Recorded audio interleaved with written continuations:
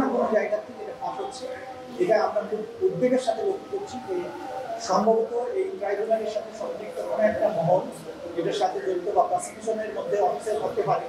আমরা এই বিষয়টাকে গভীরভাবে উদ্বেগের সাথে বিশ্লেষণ করছি এবং তথ্য প্রমাণাদি সংগ্রহ করছি।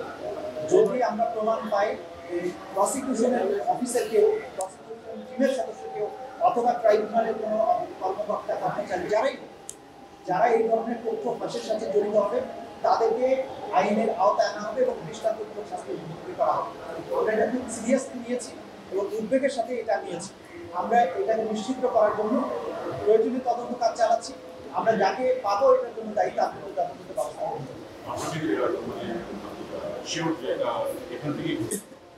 যেহেতু তদন্তাধীন আমরা শিওর বলছি না, তবে বোঝা যাচ্ছে যে এখান থেকে কোথাও হচ্ছে, কারণ অর্ডারটা হওয়ার আগ পর্যন্ত পুলিশে জানতে পারছে না।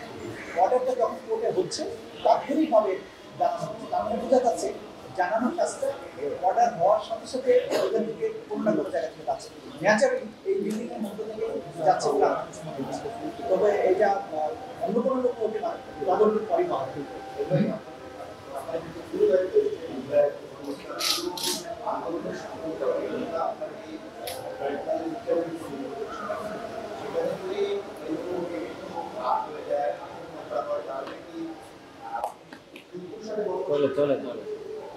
অবাক হবার কিছু নেই, হতেই পারে, এমন হতে পারে, কারণ আপনারা জানেন এবং যারা এখানে আসামি হয়ে এসেছেন তারা প্রভাবশালী, তাদের মধ্যে অর্থযুক্ত আছে, তারা নানানভাবে এই বিচারকে ব্যর্থ করে দেওয়ার চেষ্টা করবেন, বিতর্কিত করার চেষ্টা করবেন, আমাদেরকে বিতর্কিত করার চেষ্টা করবেন, জাজদেরকে বিতর্কিত করার চেষ্টা করবেন, প্রসিকিউশনকে বিতর্কিত করার চেষ্টা করবেন, এবং সেই চেষ্টা কিন্তু চলছে বলে আমাদের কাছে মনে হচ্ছে। কিন্তু আমরা তাদেরকে একটা জিনিস বলবো, এই ধরনের বিতর্ক তৈরি করে অসাধু পন্থা অবলম্বন করে বিচার ব্যবস্থা যাবে না। এই বিচারের ব্যাপারে আমরা কমিটেড এবং এটার জন্য আমরা সর্বোচ্চটা দেওয়ার চেষ্টা করি।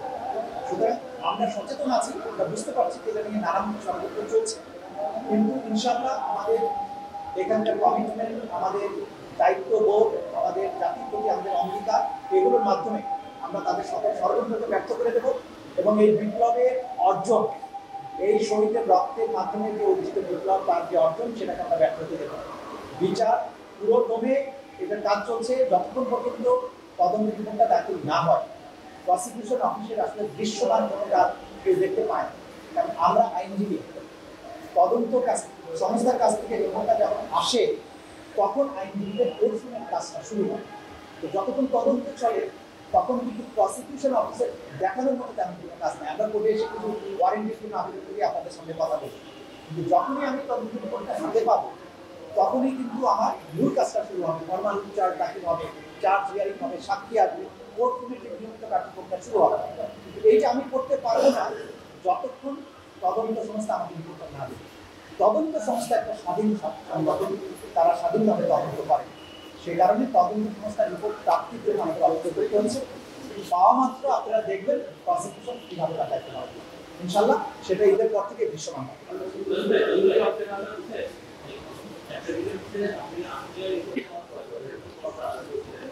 ভাই আপনি পিছান, ভাই